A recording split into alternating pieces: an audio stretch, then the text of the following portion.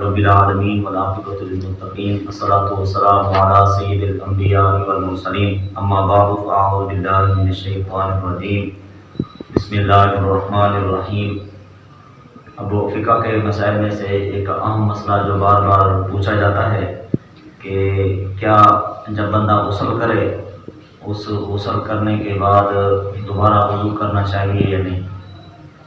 تو یہ ایک مسئلہ ہے فقہ کا کہ اگر بندہ صحیح طریقے سے غسل کرے تو اس غسل کے ساتھ وضو بھی ہو جاتا ہے، دوبارہ وضو کے اعادے کی ضرورت نہیں ہے۔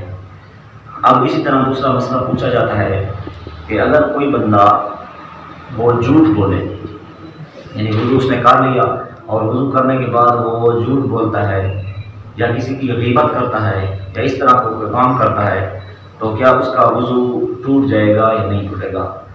تو اس کا جواب بھی یہی ہے کہ وضو اس کا برقرار ہے، لیکن فقہاء کرام نے یہ بیان کیا ہے کہ اس کے وہ جو ثواب ہوتا ہے اس میں کمی ہوگی، جو کامل روحانیت ہوتی ہے اور جو نورانیت ہوتی ہے اس میں کمی ہوگی۔ تو ان چیزوں کو تکمیل یعنی پائے تکمیل مکمل کرنے کے لیے وہ دوبارہ وضو کر لے تو یہ زیادہ بہتر ہوگا۔ ایک مسئلہ مفہوم ہے جس کا بار بار سوال کیا جاتا ہے کہ یہ جو نیل پالش ہوتی ہے، یہ جو عورتیں اپنے ناخن وغیرہ پر لگاتی ہیں، کیا ان کا لگانا یہ کس طرح ہے؟ اگر وضو کے بعد لگائیں یا وضو سے پہلے لگائیں تو ان کا حکم کیا ہے؟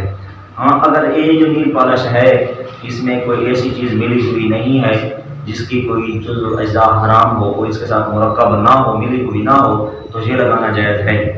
ہاں، اگر نیل پالش ایسی ہے کہ وہ پانی کو سرایت نہیں کرنے دیتی، یعنی ناخن تک پانی کو نہیں پہنچنے دیتی، تو اب پہلے اس نیل پالش کو کھرچنا ہوگا، بعد میں وضو کرنا ہوگا۔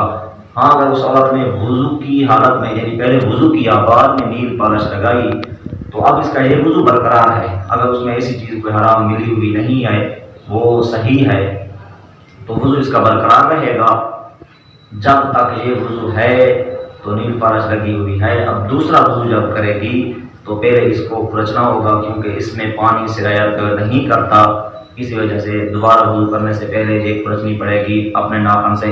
ہاں، اگر ایسی کوئی چیز سے نیل پالش بنی ہوئی ہے کہ جس سے وہ پانی اس میں سرایت کرتا ہے تو وہ لگا کر وضو کرے تو بھی کوئی حرج نہیں ہے۔